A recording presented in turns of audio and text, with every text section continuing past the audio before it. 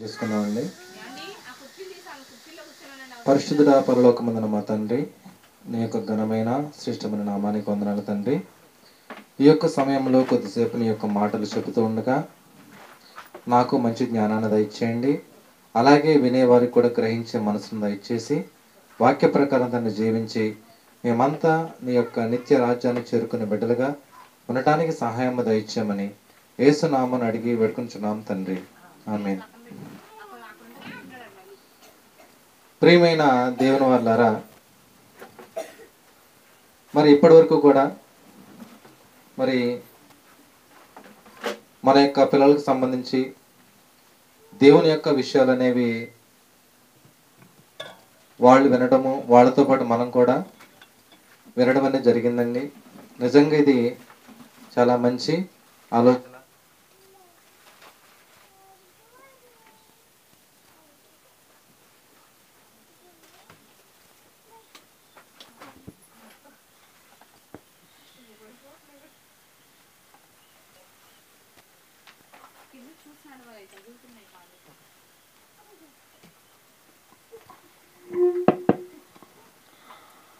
వాక్యం అనేది మరి మన పిల్లలు మనతో పాటు నేర్చుకోవడం అనేది చాలా చాలా అదృష్టం అని మనం చెప్పుకోవచ్చండి. బైబిల్లో కూడా ఒక మాట అనేది ఉంటుందండి. దుప్పి నీటి వాగుల కొరకు ఆశపడుతున్నట్టుగా నా ప్రాణము నీ కొరకు ఆశపడుతున్నది. అంటే ఇక్కడ దుప్పి ఏం చేస్తుందండి? నీటి వాగుల కొరకు, అంటే నీటి కోసం ఆశపడుతూ ఉన్నట్టుగా నా ప్రాణము నీ కొరకు ఆశపడుతున్నది. అంటే దేవుని కొరకు నా ప్రాణం అనేది ఆశపడుతుందని భక్తుడు ఇక్కడ చెప్పడం అనేది జరుగుతుందండి. మరి దుప్పికి నీరు దొరకాలంటే మళ్ళాగా ఇంటి దగ్గర ఉన్న కుళాయి ఉంటుందండి? ఉండదు. మరి ఇంటి పైన ఏదన్నా వాటర్ ట్యాంక్ లాంటిది ఏమైనా ఉంటుందా? ఉండదు. క్రూర మృగాలను కూడా తప్పించుకొని ఆ యొక్క నీటి కోసం వెళ్ళాలండి. కాబట్టి అలాగే ఈ రోజున మన చేతిలోకి వాక్యం వచ్చింది. మన పిల్లలు కూడా వాక్యం అనేది నేర్చుకోవడానికి కూడా చాలా మంచి అవకాశం అనేది ఇక్కడ మనకు ఏర్పాటు చేయడం కూడా జరిగిందండి. అలాగే ప్రతి మనిషికి కూడా మనకేం కావాలి అనేది తెలియాలండి. ప్రతి మనిషికి కూడా మనకేం కావాలి అని తెలుసుకున్నవాడు జ్ఞానం చెప్పొచ్చండి. కొంతమందికి వాళ్ళకి ఏం కావాలో కూడా తెలియదు. కాబట్టి వాక్యం వింటున్న మనము ముందుగా మనకేం కావాలి అనేది కూడా తెలియాలండి. మనం ఆహారం తీసుకునేటప్పుడు కూడా ఏది పడితే తినేస్తామండి. ఏది పడితే తినేస్తే త్వరగా అనారోగ్యం పాలైపోయి త్వరగా షిటికి వెళ్ళిపోతామండి. అంటే ఏది పడితే అది తినం. పొట్టలోనికి అన్నీ పోతాయి, పొట్ట మాత్రం లోనికి పోదండి. ఏది పడితే అది తింటే, అంతే కదండి. కాబట్టి ఏది మనకి ఆరోగ్యము, ఎలాంటి ఆహారం అనేది తీసుకోవాలి అనేది మనం తెలుసుకుని మనం కానీ మన పిల్లలు కానీ తీసుకోవాలండి. అలాగే వాక్య విషయంలో కూడా దేవుడు ఏం చెబుతూ ఉన్నారంటే, మార్కు సువార్త 4వ అధ్యాయం 24వ వచనంలో మీరేమి వినుచున్నారో జాగ్రత్తగా చూచుకునండి. మీరేమి వినుచున్నారు? ఇక్కడ దేవుడు ఏం చెబుతూ ఉన్నారంటే, మీరేమి వింటున్నారు అనేది జాగ్రత్తగా చూచుకునండి.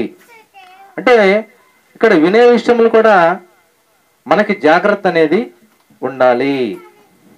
అంగిలి ఆహారాన్ని పరీక్షించినట్టుగా, అంగిలి అని తెలుసు కదండి, నాలుగు లోన దాన్ని అంగిలి అంటాం. ఈ అంగిలి అనేది ఆహారాన్ని పరీక్షించినట్టుగా మనం కూడా, మన యొక్క చెవి కూడా మాటలను పరీక్షిస్తుందంటండి. మన యొక్క చెవి కూడా ఎలాంటి మాటలు వినాలి, ఎలాంటి మాటలు మనకు అవసరము. మరి చాలా మంది వాళ్ళ యొక్క జీవితాల్లో కూడా ఇందులో కష్టం నష్టాలు అనేవి వస్తూ ఉంటాయండి. మన యొక్క ఈ యొక్క జీవితంలో మన యొక్క బ్రతుకు బండికి సుఖము దుఃఖం అనేవి ఒక 2 చక్రాలు లాంటివండి. మన యొక్క బ్రతుకు బండికి సుఖ దుఃఖాలు చక్రాలు లాంటివి. కొంతకాలం ఆనందంగా ఉండొచ్చు, తర్వాత ఏమైనా కొన్ని ఇబ్బందులు రావచ్చు, మళ్ళీ మనకి మంచి రోజులు రావచ్చు. చాలామంది అంటూ ఉంటారండి, నాకు కూడా మంచి రోజులు వస్తాయి, నాకు కూడా టైం అనేది వస్తుంది. ఇప్పుడున్న బంధాలు అనేవి కొంతకాలం తర్వాత కొత్త బంధాలు లాంటివి వస్తూ ఉంటాయండి. ఇప్పుడు మనం ఉన్నాం, మన పిల్లలు ఉన్నారు, వాళ్ళకి ఇంకా ఒక 10-15 ఏళ్ళ తర్వాత మళ్ళీ మనకి కొత్త బంధాలు లాంటివి వస్తూ ఉంటాయి, మరికొన్ని బంధాలు లాంటివి వస్తూ ఉంటాయి. కొత్త వాళ్ళు మళ్ళీ పరిచయం అవుతూ ఉంటారు. వాళ్ళకంటూ ఆడపిల్లలకైతే మరొక ఫ్యామిలీ అనేది వాళ్ళకి ఏర్పడుతుందండి. కాబట్టి మన యొక్క జీవితం అనేది ఎప్పుడు ఏ విధంగా ఎలా మలుపు తిరిగిద్ది అనేది అంతా కూడా ముందుగా మనకైతే తెలియదండి. మనందరి జీవితాల్లో కూడా మీరు కూడా ఒక మాట విని ఉంటారండి, లక్. లక్ అనే మాట విన్నారండి? లక్, నాకు బాగా లక్ కలిసి వచ్చింది అంటారు. నాకు బాగా అదృష్టం అనేది కలిసి వచ్చిందని, నాకు అదృష్టం ఉంది అంటారు. లక్ అంటే అదృష్టము. అయితే అదృష్టం అనేది అందరికీ ఉంటుందండి? అదృష్టం అనేది అందరికీ ఉంటుందా? ఏమన్నా ఉండదంటారా? అంటే ఏమన్నా లాటరీ టికెట్ దొరికితే, అందులో లాటరీ తగిలితే అదృష్టం అంటారా? అదొకటే కాదండి. ఇప్పుడు మన పిల్లలు ఈ యొక్క స్థలంలో ఇక్కడ వాక్యం, దేవుని యొక్క వాక్యం వినడం అనేది మన అదృష్టం కాదంటారా? ఖచ్చితంగా మన అదృష్టమే. మరి కరోనా సెకండ్ వేవ్ లో చాలా మంది చనిపోయారు, పిట్టలు రాలిపోయినట్టుగా రాలిపోయారండి సెకండ్ వేవ్ లో. మరి అయినప్పటికీ మనం బ్రతికుండటం, దేవుడు మనల్ని బ్రతికించటం మన అదృష్టం కాదంటారా? మన అదృష్టమే. అలాగే ఒక 20,000 మంది ఏదైనా ఒక జాబ్ కోసం అప్లై చేసినప్పుడు అందులో ఆ 20,000 మందిలో కూడా ఒక్కడికే జాబ్ రావడం అనేది అదృష్టం కాదంటారా? ఖచ్చితంగా అదృష్టమే. అలాగే కొన్నిసార్లు లాటరీలో కూడా కొంతమందికి, కేరళలో ఒక వ్యక్తికి ఒక 200 రూపాయల లాటరీ టికెట్ కొంటే 1 కోటి రూపాయలు లాటరీ అనేది తగిలిందంట. మరి అది అదృష్టం కాదంటారా? అది అదృష్టమే. కాబట్టి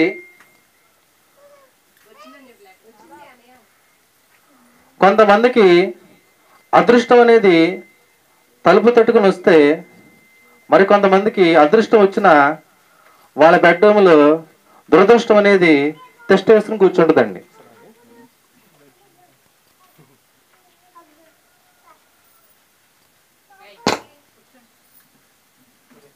ఒకసారి మనం బైబిల్లో చూసుకుంటే ఆది కాండము 30 అధ్యాయము, ఆది కాండము 30 అధ్యాయము 11వ వచనం అండి.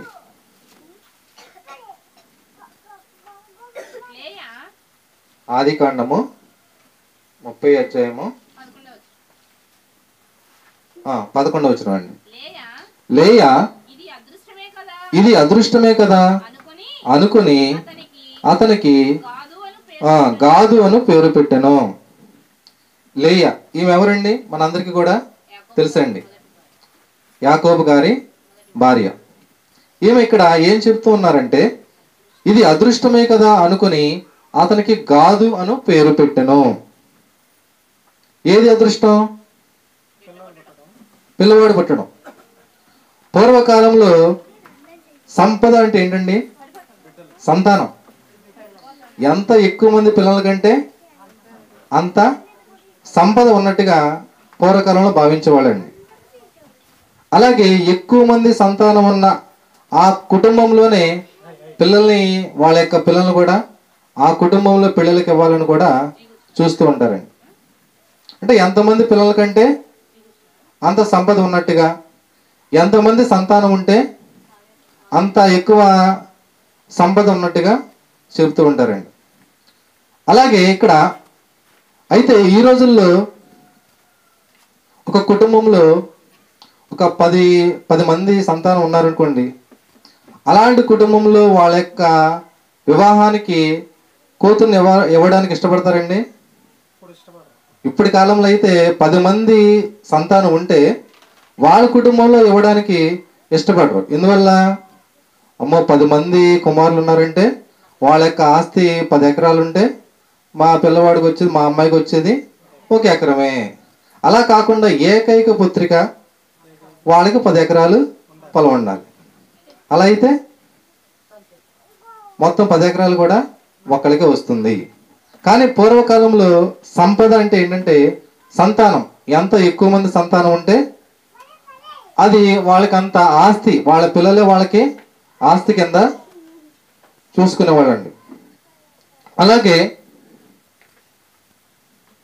ఇంకా అదృష్టం అనే మాటని మనం చాలా సందర్భాల్లో మన యొక్క నిత్య జీవితంలో కూడా ఈ యొక్క అదృష్టం సంపాదించి నిత్య జీవితంలో అనేక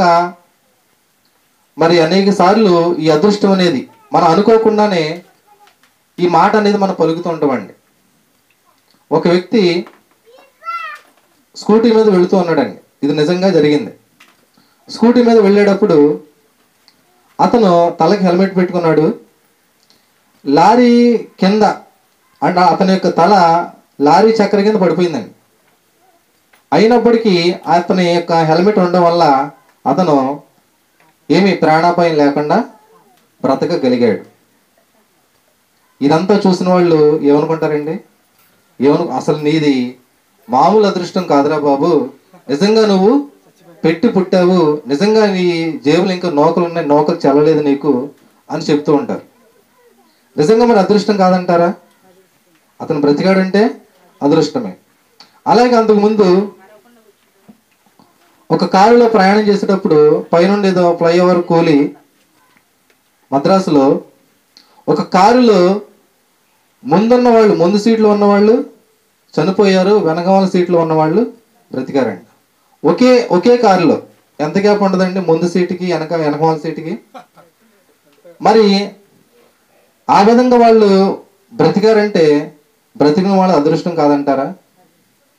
చనిపోయిన వాళ్ళది దురదృష్టం. ఈ విధంగా మనం చూసుకుంటే ఈ అదృష్టం దురదృష్టం అనేది మన చేతుల్లో ఉంటాయండి, మన చేతుల్లో ఉండవండి.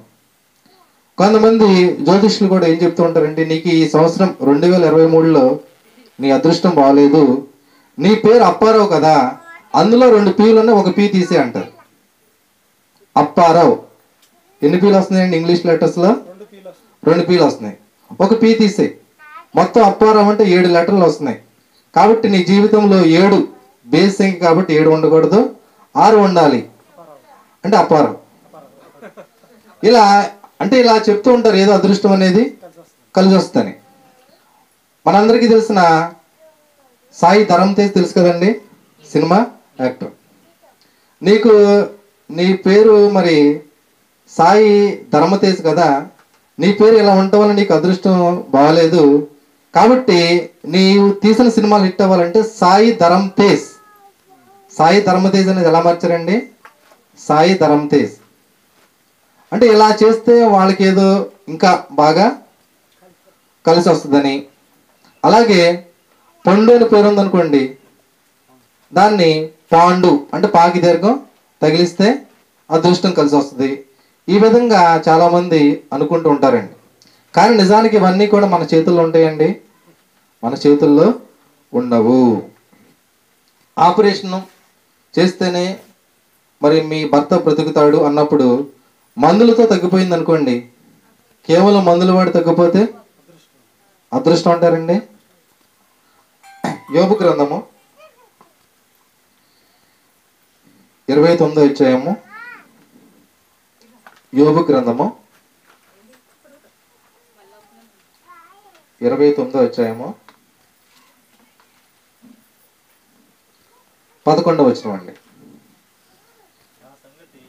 నా సంగతి నా సంగతి చెవినబడిన ప్రతివాడు నన్ను అదృష్టవంతునిగా ఎంచెను. ఈ సంగతి, ఈ మాటలు ఎవరు చెప్తున్నారండి? యోబు గారు చెప్తున్నారు. నా సంగతి చెవినబడిన ప్రతివాడు నన్ను అదృష్టవంతునిగా ఎంచెను. నా సంగతి చెవినబడిన ప్రతివాడు కూడా నన్ను అదృష్టవంతునిగా ఎంచెను. అంటే యోబు గారు తన యొక్క గత జీవితం గురించి, మన యోబు గ్రంథంలో యోబు గారి గురించి చాలాసార్లు మనం విన్నామండి. మరి యోబు గారి జీవితంలో చూసుకుంటే ఆయన యొక్క జీవితంలో ప్రారంభంలో ఎలా ఉందండి? ఊజు దేశంలోనే ఒక ధనవంతుడు, కుమారులు, కుమార్తెలు, దాసీలు, దాసులు, ఒంటెలు, గొర్రెలు, ఎంతో విస్తారమైన ఆస్తి కలిగిన వాడు. ఆయన వస్తూ ఉంటే అందరూ కూడా చాలా సైలెంట్గా, ఆ పై వచనాలు ఒకసారి చూసుకుంటే 6వ వచనం అండి, 6వ వచనం కానీ చూడండి. నేను పెట్టిన అడిగెల్లా నేతిలో పడిను. తర్వాత పట్టణపు గుమ్మమునకు నేను వెళ్ళినప్పుడు, రాజవీధిలో నా పీఠము సిద్ధపరచుకున్నప్పుడు యవ్వనులు నన్ను చూచి దాగుకునిరి. అమ్మమ్మ యోబు గారు వస్తున్నారు, యోబు గారు వస్తున్నారు అంటే ఆయనకు అంత రెస్పెక్ట్ అనేది ఉండేదండి. ముసలివారు లేచి నిలబడిరి, అధికారులు మాట్లాడటం మాని నోటి మీద చేయి వేసుకున్నరి, ప్రధానులు మాటలాడక ఊరుకున్నరి, వారి నాలుక వారి అంగిలికి అంటుకునెను. అంటే ఏంటంటే వారి నాలుక వారి అంగిలికి అంటుకున్నానంటే పిన్ డ్రాప్ సైలెంట్. యోబు గారు వస్తూ ఉంటే మరి అంత రెస్పెక్ట్, అంత గౌరవం అనేది ఉండేదండి. తర్వాత నేను కంటబడిన ప్రతివాడు నన్ను గూర్చి సాక్ష్యం ఇచ్చును. ఈయన యోబు గారండి చాలా యథార్థవంతుడు, చాలా ధనవంతుడు. ఈయన లాంటి వాడు ఈ యొక్క దేశంలో లేడండి అని యోబు గారి గురించి అందరూ కూడా అనుకునేవాళ్ళండి. అంటే ఇక్కడ యోబు గారు ఆయన గత జీవితం గురించి స్టార్టింగ్లో ఎలా ఉన్నారు, ఆయన గురించి ప్రజలంతా కూడా ఎలా మాట్లాడుకునేవాళ్ళు, ఇవన్నీ కూడా చెప్తున్నారండి. కానీ 30వ అధ్యాయానికి వచ్చిన తర్వాత ఇక్కడ సీన్ రివర్స్ అయిపోయిందండి. అంటే అంతకు ముందే రివర్స్ అయిపోయింది. కానీ గత జీవితంలో నా గురించి ఎలా మాట్లాడుకునే వాళ్ళు ఇప్పుడు ప్రజెంట్ నన్ను గురించి ఎలా మాట్లాడుకుంటున్నారు. 30వ అధ్యాయం స్టార్టింగ్లో చూసుకుంటే, ఎప్పుడైతే నాకన్నా తక్కువ వయసు గలవారు నన్ను ఎగతాళి చేయుదురు. ఇప్పుడు ఏం చేస్తారంటండి, యోబుకు అన్ని కుమార్తెలు చనిపోయారు, కుమారులు చనిపోయారు, ఉన్న ఆస్తి మొత్తం పోయింది, అతను కూడా అనారోగ్యం పాలయ్యాడు. ఇలాంటి స్థితిని చూసి ఏమంటున్నారండి చుట్టుపక్కల ఉన్న వాళ్ళు, నాకన్నా తక్కువ వయసు గలవారు, యోబు గారి కంటే తక్కువ వయసు గలవాళ్ళు కూడా యోబు గారిని ఎగతాళి చేస్తున్నారంటండి. యోబు గారిని ఎగతాళి చేస్తున్నారు. వీరి తండ్రులు ఎవరైతే యోబు గారిని ఎగతాళి చేస్తున్నారో వారి తండ్రులు నా మందలు కాయ కుక్కలతో నుండుటకు తగిన వారిని నేను తలంచి ఉంటుని. అంటే నా మందలను కాయు కుక్కలతో నుండుటకు కూడా తగిన వారు ఒకప్పుడు, అలాంటి వాళ్ళు ఇప్పుడు నన్ను ఏం చేస్తున్నారు, ఎగతాళి చేస్తున్నారని యోబు గారు చెప్తున్నారండి. తర్వాత మరి యోబు గారికి పోయినన్ని తిరిగి రాలేదండి. తర్వాత దేవుడు అతను కూడా మళ్ళీ మరి దేవుని యొక్క పరీక్షలు నెగ్గాడు కాబట్టి మళ్ళీ తర్వాత యోబు కూడా మళ్ళీ అతను కూడా కుమారులు కుమార్తెలు కూడా కలగడం అనేది మనకు తెలుసండి. అంటే ఇక్కడ ఈ యొక్క వచనాలు చూసుకుంటే మనకు యోబు యొక్క గత జీవితం ఎలా ఉంది, తర్వాత ఎలా మారింది. స్టార్టింగ్లో అలా ఉన్నప్పుడు ఇదంతా కూడా అందరూ కూడా నిజంగా అతడు చాలా యోబు గారు చాలా అదృష్టవంతుడు, చాలా గొప్పవాడు అనుకున్న వాళ్ళు తర్వాత సీన్ రివర్స్ అయ్యేపాటికి ఆయన్నే ఎగతాళి చేస్తున్నారండి. అంటే ఎప్పుడు మన యొక్క జీవితం అనేది ఎలా మారిద్ది, అంటే ఎప్పుడు ఒకేలాగా ఉంటుందా అనేది కూడా ఎప్పుడు ఒకేలా ఉండదండి. జీవితంలో కష్ట నష్టాలు అనేవి వస్తూ ఉంటాయి, పోతూ ఉంటాయి, మనకు అదృష్టం అనేది వస్తూ ఉంటుంది, మళ్ళీ పోతూ ఉంటుంది. అలాంటి మన చేతుల్లో ఏమీ కూడా ఉండదు. మనకు అనుకున్నట్టుగా జరిగితే అదృష్టం అంటాం, మనకు ఉద్యోగం వస్తే అదృష్టం అంటాం, మనకి ఏదైనా రోడ్డు మీద వెళ్ళేటప్పుడు ఏదైనా ఒక బంగారపు చైన్ దొరికితే, బంగారపు చైన్ పోతే దురదృష్టం అంటాం. కాబట్టి ఎప్పుడు జీవితంలో ఎలాంటి మార్పులు జరిగితే మనకేమీ కూడా తెలియదు, అది మన చేతుల్లో కూడా లేదండి. అలాగే కొన్నిసార్లు ఈ యొక్క అదృష్టం అనేది మనకి ఏదైనా నష్టం జరిగినప్పుడు ఈ అదృష్టానికి వ్యతిరేక పదం ఏంటండి? దురదృష్టం. దాన్ని మనకి జీవితంలో మనకే కాకుండా వేరే వాళ్ళకు కూడా అప్లై చేస్తామండి. ఎలా అంటారా? ఒక వ్యక్తికి మంచి సాఫ్ట్వేర్ జాబు, నెలకి 2 లక్షల శాలరీ. అలాంటి వాడికి మంచి సంబంధం వచ్చింది. మరి 2 లక్షల శాలరీ అంటే మంచి సంబంధం రాదండి, మంచి సంబంధం వస్తుంది. తర్వాత పెళ్ళయింది, మంచి కట్న కానుకలు అన్నీ బాగానే వచ్చి జాబ్ పోయింది అనుకోండి. జాబ్ పోయినప్పుడు వాళ్ళు ఏమంటారు? అమ్మా, మా అబ్బాయికి పెళ్లి కాకృతం మరి నెలకి 2 లక్షలు శాలరీ, ఎప్పుడైతే ఏం అడుగుపెట్టిందో మొత్తం జాబ్ పోయిందమ్మా అంటూ ఉంటారు. అంటే వీళ్ళ యొక్క దురదృష్టానికి వేరే వాళ్ళకు కూడా దీన్ని అప్లై అనేది చేస్తూ ఉంటారండి. అలాగే ఇంకా మనం చూసుకుంటే ప్రసంగి గ్రంథము 9వ అధ్యాయము 11వ వచనం అండి. ప్రసంగి గ్రంథము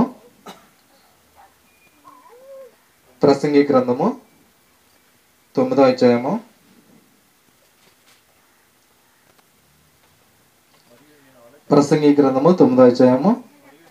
11వ వచనం అండి. మరియు నేను ఆలోచింపగా సూర్యుని కింద జరుగుచున్నది నాకు తెలియబడెను, వడిగలవారు పరుగులు గెలవరు. వడిగలవారు పరుగు పందులు ఎందుకు గెలవరండి? గెలుస్తారుగా.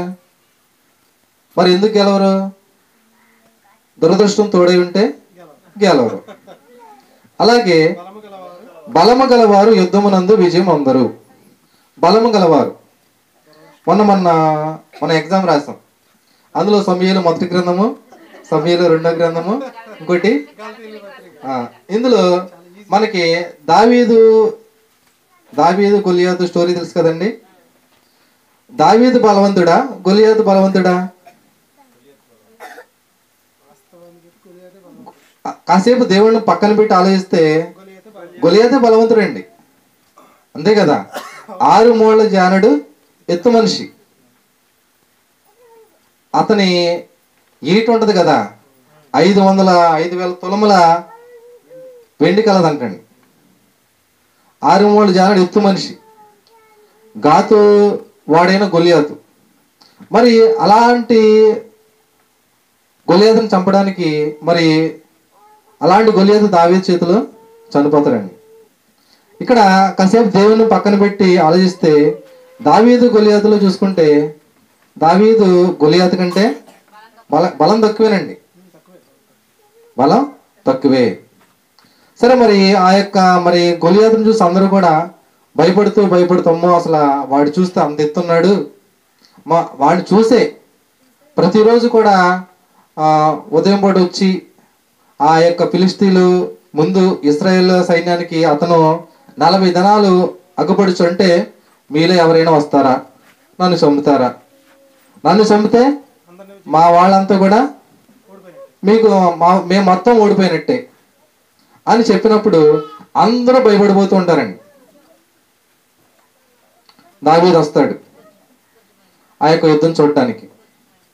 దావీదు వచ్చి అక్కడ చుట్టుపక్కల ఉన్న వాళ్ళు చెప్పుకుంటూ ఉంటారు, ఎవరైతే ఈ యొక్క ఫిలిష్తీయుడిని గొలియాతుని చంపుతారో అతనికి బహు ఘనత, ఐశ్వర్యము, రాజకుమార్తెతో పెళ్ళంట.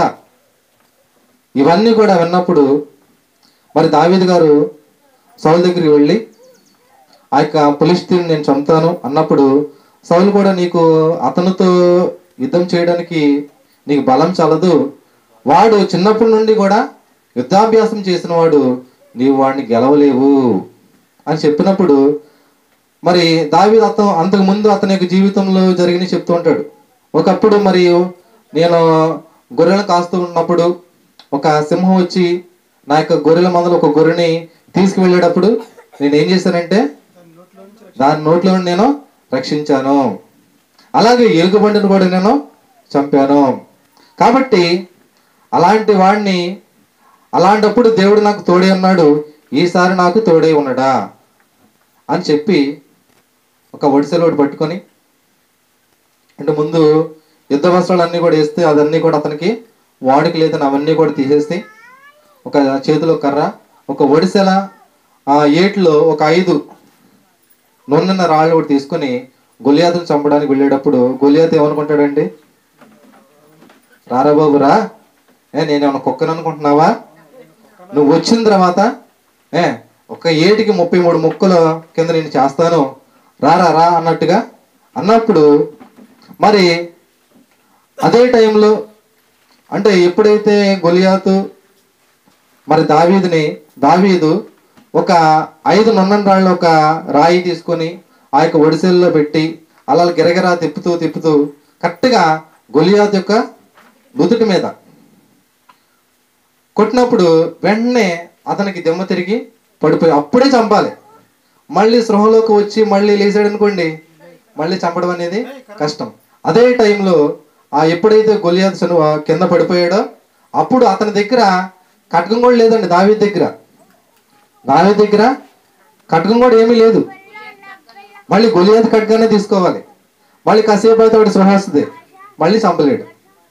కాబట్టి ఆడు ఎప్పుడైతే ఆ యొక్క రాయి తగిలిందో కింద పడిపోయినప్పుడు ఆ గొలియాతు ఖడ్గానే తీసుకొని మరి ఆ గొలియాతుని దావీదు చంపడం కూడా జరిగిందండి. మరి ఇక్కడ చూసుకుంటే గొలియాతుని చంపిన తర్వాత మరి సౌలు కుమార్తెను పెళ్లి చేసుకోవడం. ఇక్కడ దావీదు గారి జీవితాన్ని మనం చూసుకుంటే సింహాన్ని చంపడంతో ఆగిపోతే గొలియాతుని చంపేవాడు దావీదు. గొలియాతుని చంపడంతో ఆగిపోతే రాజయ్యేవాడు దావీదు, రాజయ్యేవాడు కాదండి. ఇంకా ఆ క్రింద వచనంలో చూసుకుంటే వడిగలవారు పరుగులో గెలవరు, బలము గలవారు యుద్ధమునందు విజయమందరు, జ్ఞానము గల వారికి అన్నము దొరకదు. జ్ఞానం గల వారికి అన్నం దొరకదంటండి. అదేంటి? జ్ఞానం గల వారికి అన్నం ఎందుకు దొరకదు?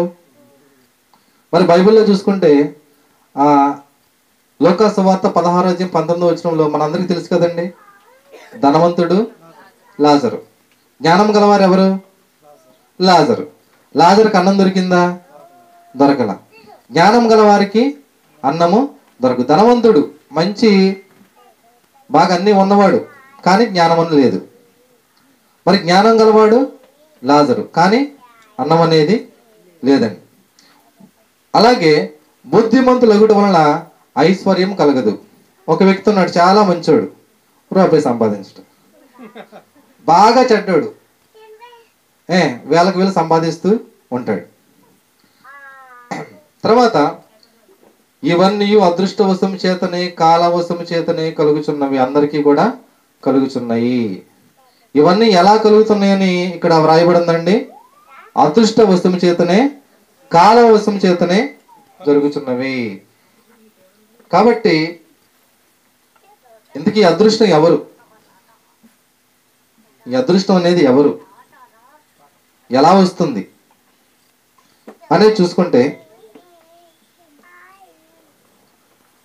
మనకు ఒక పాట కూడా ఉందండి.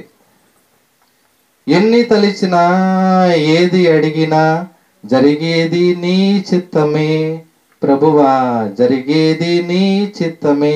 పాట అన్నారండి. అంటే ఎన్ని తలిచినా, మనం ఏమనుకున్నా ఏది అడిగినా కూడా జరిగేది నీ చిత్తమే. అంటే మనం ఏదేదో అనుకుంటాం, మన జీవితంలో ఎన్నెన్నో ఆలోచించుకుంటూ ఉంటాం, రకరకాల రంగుల మెడలు కట్టుకుంటూ ఉంటాం. కానీ మనం ఎన్ని తలిచినా ఏది అడిగినా జరిగేది మాత్రం దేవుని యొక్క చిత్తమే. అంటే మనకు దేవుడు తోడుగా ఉంటే మనం అదృష్టవంతులం కాదంటారా? మనకు దేవుడు తోడుకుంటే అదే మనకు అదృష్టము. మనం దేవునికి విధేయులమై ఉంటే అదే మనకు అదృష్టం అండి. అంటే దేవుని చిత్తానికి విధేయులు అయితే, మనం దేవుని చిత్తంలో ఉంటే మనకు కూడా అదృష్టం అనేది. అంటే అదృష్టం అంటే ఇక్కడ ఎవరండి? దేవుడే మన అదృష్టం. దేవుని చిత్తాన్ని జరిగిస్తే మనము అదృష్టవంతులమే. ప్రసంగి గ్రంథము 2వ అధ్యాయము,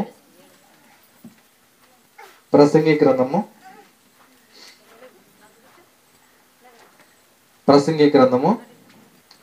2వ అధ్యాయము 26వ వచనం అండి. ప్రసంగి గ్రంథము 2వ అధ్యాయం 26వ వచనం అండి. ఏలయనగా దైవ దృష్టికి మంచివాడుగా ఉండేవానికి దేవుడు జ్ఞానమును, తెలివిని, ఆనందమును అనుగ్రహించును. చాలండి. దైవ దృష్టికి అంటే దేవుని దృష్టికి మనం మంచిగా కనుకుంటే దేవుడు మనకి ఏమిస్తాడండి? జ్ఞానమును, తెలివిని, ఆనందమును. జ్ఞానము, తెలివి, ఆనందం. దేవుని దృష్టికి మంచిగా ఉంటే మనకి జ్ఞానం వస్తుందంట. దేవుని దృష్టికి మంచిగా ఉంటే మనకి తెలివి వస్తుందంట. దేవుని దృష్టికి ఇంకా మంచిగా ఉంటే ఆనందం కూడా ఉంటుంది. ఇవి చాలా అంటారండి. మనం ఆరోగ్యంగా ఉండాలంటే ఆరోగ్య సూత్రాల్లో కూడా నేర్చుకున్నామండి. ఆరోగ్య సూత్రాల్లో కూడా ఏం నేర్చుకున్నాం?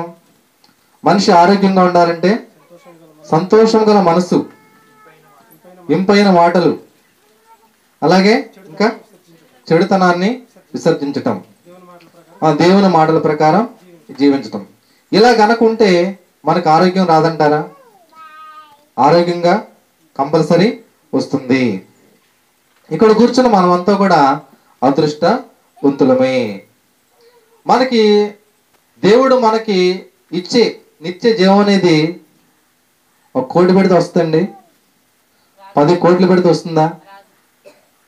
బాగా ఇప్పుడు ప్రపంచ ధనవంతులు చాలా మంది ఉన్నారు కదండి. వాళ్ళు సంపాదించిన కోట్లతో పరలోకాన్ని సంపాదించుకోగలరండి? సంపాదించుకోలేరు. కాబట్టి దేవుడు మనకి అలాంటి అదృష్టాన్ని, అలాంటి పరలోకాన్ని మనకి ఇచ్చాడంటే నిజంగా మనము అదృష్టవంతులమే. అలాగే ఇక్కడున్న మీరు కూడా అదృష్టవంతులే కదండి? అదృష్టవంతులేనండి. మరి కోటేశ్వర గారిని పెళ్లి చేసుకోవడం అదృష్టం కాదంటారా? చాలా చాలా అదృష్టం. అంటే చాలా మంది మరి ఇక్కడ వచ్చిన వాళ్ళు హైందవుల్లో నుండి దేవుళ్ళలోనికి వచ్చిన వాళ్ళు ఉన్నారు. మరి ఇలా దేవుళ్ళలోనికి రావడము, దేవుణ్ణి తెలుసుకోవడము మరి నిజంగా గొప్ప అదృష్టమే. కాబట్టి మన యొక్క జీవితంలో కూడా దేవునికి మనం విధేయులుగా ఉంటే మనకు కూడా దేవుడు ఆయన అదృష్టంలోకి వస్తాము. మనకు కూడా దేవుడు నిత్య జీవం అనేది మనకు అనుగ్రహిస్తాడండి. ఎప్పుడు అంటే దేవుడు ఇప్పుడు ఈ జీవితం మనకి ఎప్పటితో ఆగిపోతుందని అనుకోకూడదండి. మన ఫ్యూచర్ ఎలా ఉంటుందో మనకు తెలియదు. ఏమో దేవుడు నెక్స్ట్ మన జీవితంలో ఏ మలుపు తిప్పబోతున్నాడో, ఏం కార్యం చేయబోతున్నాడో, నా జీవితం ఎప్పుడు ఇంతే ఇలాగ ఉంటుంది అని ఎప్పుడు కూడా అనుకోకూడదండి. ఎప్పుడు ఒకేలాగా ఉండదు. 8th క్లాస్లో తెలుగులో ఒక లెసన్ ఉంటుందండి, మేలు మలుపు అనే లెసన్. అందులో చూసుకుంటే ఒక అనాథ యువకుడు రాజుగా ఎదిగిన సందర్భం. ఒక అనాథ యువకుడు, అనాథ అంటే ఎవరు లేనివాడు. ఆ యొక్క అనాథ యువకుడు రోడ్డు మీద నడుస్తూ వెళ్ళేటప్పుడు ఒక రాజ్యానికి దగ్గరలో బాగా అలసిపోయి ఇంకా రాజ్యంలోకి ఎంటర్ అవ్వలేదు. దాని ముందు అలా రోడ్డు పక్కన పడుకుని ఉన్నప్పుడు ఆ రాజ్యానికి రాజైన వ్యక్తికి కుమారులు లేరండి. ఎవరు లేరు? కుమారులు లేరు. కుమార్తె మాత్రం ఉంది. ఆ యొక్క రాజు కూడా బాగా వృద్ధుడైపోయాడు. నెక్స్ట్ రాజుని చేయాలి, వేరే వాళ్ళు ఎవరో ఒకళ్ళు రాజుని చేయాలి. రాజుని చేసిన తర్వాత తన యొక్క కుమార్తెనిచ్చి వివాహం చేయాలి. ఎవరిని చేయాలి అని అనుకున్నప్పుడు అయితే ఆ యొక్క రాజ్యంలో ఒక ఏనుగు అనేది ఉంటుందండి. ఆ ఏనుగు ఎవరి మెళ్ళలో పూలదండ వేస్తుందో అతనే ఆ రాజ్యానికి రాజు. అందరు కూడా ఆరాటపడుతున్నారు, ఆ ఏనుగు మరి నా మెళ్ళ వేస్తే బాగుండు, నా మెళ్ళ వేస్తే బాగుండు పూలదండ అని అనుకున్నప్పుడు చివరికి మొత్తం మీద అటు ఇటు తిరిగి ఇక అనాథ యువకుడి దగ్గరకు వచ్చి అతని మెళ్ళలో దండ వేస్తుందండి. అప్పుడు అతనే ఆ రాజ్యానికి రాజు. తర్వాత అతనికి రాకుమార్తె వివాహం కూడా జరిగిద్దండి. చూడండి, ఒక అనాథ యువకుడు, ఏమీ లేదు, ఎవరు లేరు, నాన్న వాళ్ళు ఎవరు లేరు, అయినప్పటికీ ఆ యొక్క అనాథ యువకుడు ఎలా మారిపోయాడండి? రాజుగా మారిపోయాడు. మంచి అందమైన భార్య దొరికింది, ఒక రాజ్యం వచ్చింది, అతని కింద అనేక మంది ప్రజలు ఉన్నారు. నిజంగా అదృష్టం కాదంటారండి? అంటే జీవితంలో ఎప్పుడు ఏ మలుపు తిరిగిద్ది అనేది మనం చెప్పలేమండి. అలాగే మనకి బైబిల్లో యేసేపు గారి జీవితంలో కూడా చూసుకుంటే, యేసేపు గారు కూడా స్టార్టింగ్లో అతనికి జీవితంలో ఎన్నో కష్టాలు పడ్డారు. అన్నలు ఆయన నమ్మేస్తారు యేసేపు గారిని. తర్వాత చెరసాలకు వెళ్తాడు చేయని తప్పుకి. తర్వాత ఆ యొక్క దేశానికే రాజు అవుతాడండి. అంటే జీవితంలో ఆ యేసేపు గారి యొక్క జీవితంలో ఎలాంటి మలుపు జరిగిందండి? ఎలాంటి మలుపు తిరిగింది? ఎప్పుడు ఒకేలాగా జరిగిందండి? దేవుడు తగిన కాలమందు మిమ్మల్ని హెచ్చించినట్లు ఆయన బలిష్టమైన చేతి రెక్కల కింద దేన మసుకునై ఉండుడి. అంటే దేవుడు హెచ్చించాలంటే, దేవుని అదృష్టం నీకు రావాలంటే తగిన కాలం అనేది ఉంటుందండి.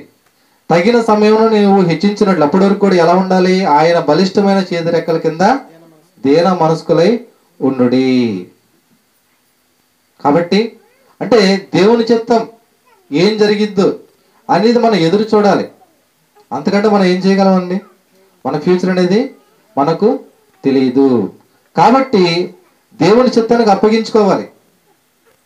మనం ఎన్నెన్నో అనుకుంటూ ఉంటాం, ఏదేదో ఆలోచిస్తూ ఉంటాం, కానీ జరిగేది మాత్రం దేవుని యొక్క చిత్తమే జరిగిద్ది.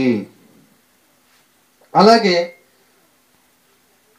నోవాహు గారి వాళ్ళ యొక్క కుటుంబంలో చూసుకుంటే దేవుడు ముందుగానే చెప్పాడు, నోవాహు జలప్రళయం రాబోతుంది కాబట్టి అందరికీ కూడా చెప్పు, ఓడలోకి అందరిని కూడా ఎక్కమని చెప్పు, 40 రోజులు ప్రచండ వాన కురిసిద్ది, 40 రాత్రులు 40 పగళ్ళు ప్రచండమైన వాన కురిసిద్ది, అందరూ కూడా ఓడలోకి రమ్మని చెప్పినప్పుడు నోవాహు గారి మాటలు ఎవ్వరూ వెళ్ళలేదండి.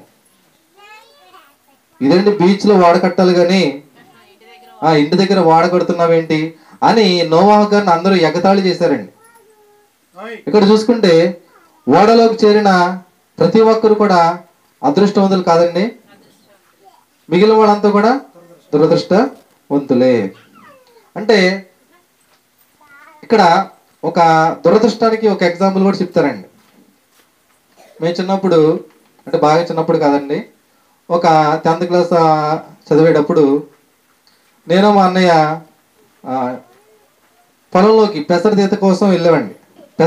ఇప్పుడంటే పెసర అనేది ఎవరు వేయట్లేదు, ఒకప్పుడు పెసర అనేది వేసేవాడు అండి. అయితే పెసర మరి ఆ మొక్కలు లాగి గుప్పల కింద వేసి తర్వాత ఒక కుప్ప కింద వేసి నూరుస్తారండి. అయితే మేము సైకిల్ వేసుకెళ్ళాం. వెళ్ళినప్పుడు సైకిల్ తాళం పోయిందండి. మొత్తం అంతా ఎదిగాం, ఎక్కడో దొరకల. తర్వాత ముందు ఒకళ్ళు వెనకొకళ్ళు పట్టుకొని మొత్తం మీద ఆ సైకిల్ని వీర్రాజు సైకిల్ షాప్ తీసుకొచ్చి తాళం పగలు కొట్టి తీసుకొచ్చామండి.